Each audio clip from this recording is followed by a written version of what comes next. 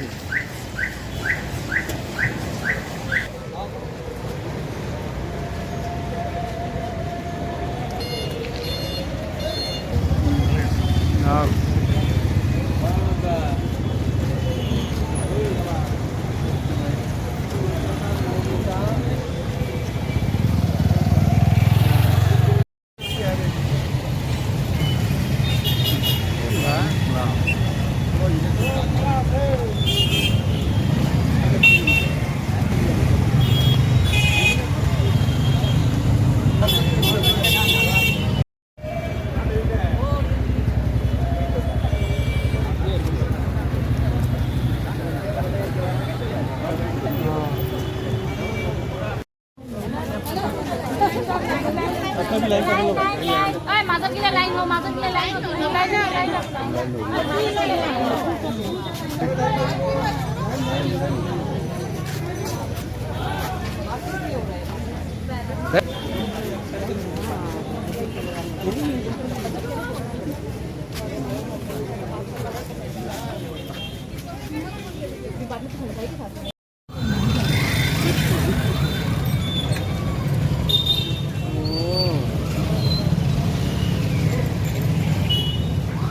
বেসরকারি সব ডাক্তার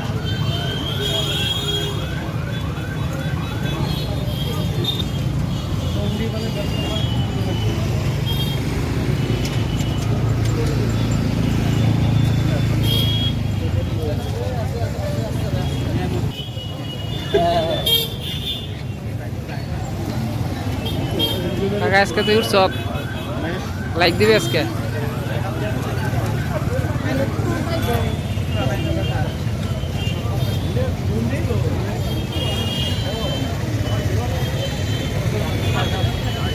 এই যে শুভম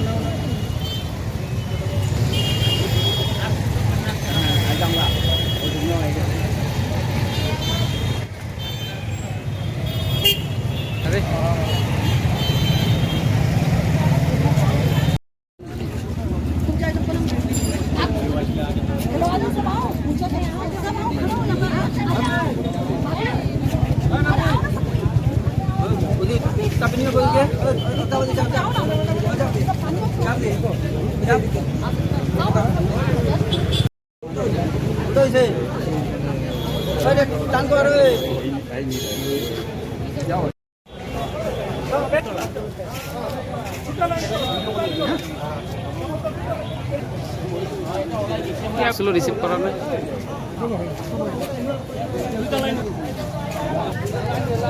নাকি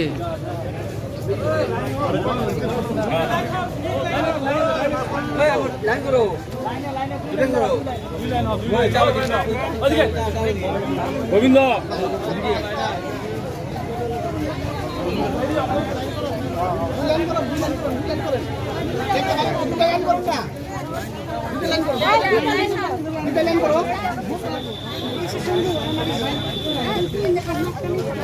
চিকিৎসকসকলেও আমি যেহেতু IMA আমিও মেম্বাৰ আমি IMA যেটো সিদ্ধান্ত লৈছে আমি সেই সিদ্ধান্ত আমিও পালন কৰিম এইখিনি আৰু বাকিখিনিতো আমাৰ IMA প্ৰেসিডেন্টে আপোনালোকক ক'লে আমি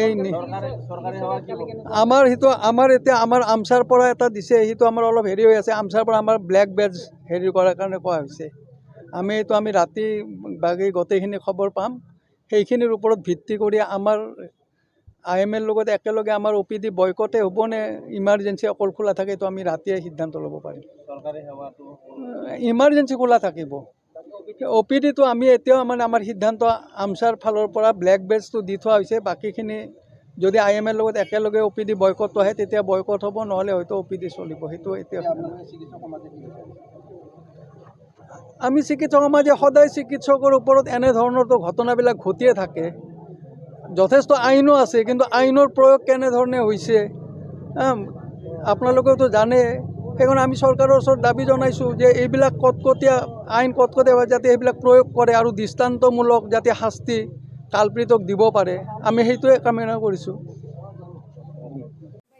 পৰিতাপৰ বিষয় যি নৃশংস হত্যাকাণ্ড হৈ গ'ল মানৱ দৰদী ডক্টৰৰ লগত, আৰু সেই ঘটনাক আমি তীব্ৰ ভাষাৰে গৰিহণা দিছোঁ। আৰু ইতিমধ্যে আজি ইণ্ডিয়ান মেডিকেল এছ'চিয়েশ্যনে আজি যি মাৰ্চ কেণ্ডেল মাৰ্চ ৰেলী ওলাইছে, তাত আমি ছাত্ৰ সন্থাকে ধৰি বিভিন্ন জাতীয় দল সংগঠনে আজি আমি অংশগ্ৰহণ কৰিছোঁ। আৰু আমাৰ এটাই কথা, এই ঘটনা পুনৰাবৃত্তি হ'ব নালাগে, দোষীক উচিত শাস্তি বিহিব লাগে। আৰু যি আপোনালোকে সকলোৱে জানে যে যি ডক্টৰ ভগৱান সদৃশ মানৱ দৰদী ডক্টৰ, সেই ডক্টৰৰ যদি এনেকুৱা নৃশংস হত্যাকাণ্ড হয়, তাৰ সাধাৰণ ৰাইজৰ নিৰাপত্তা ক'ত? তো আমি অতি সোনকালে যি অপৰাধৰ লগত যিসমূহ দোষী, এই দোষীক উচিততম শাস্তি দিব লাগে অতি সোনকালে। আৰু এই ঘটনা যাতে পুনৰাবৃত্তি নহয়, তাৰ বাবে আমি অনুৰোধ জনাইছোঁ আইন প্ৰশাসনক।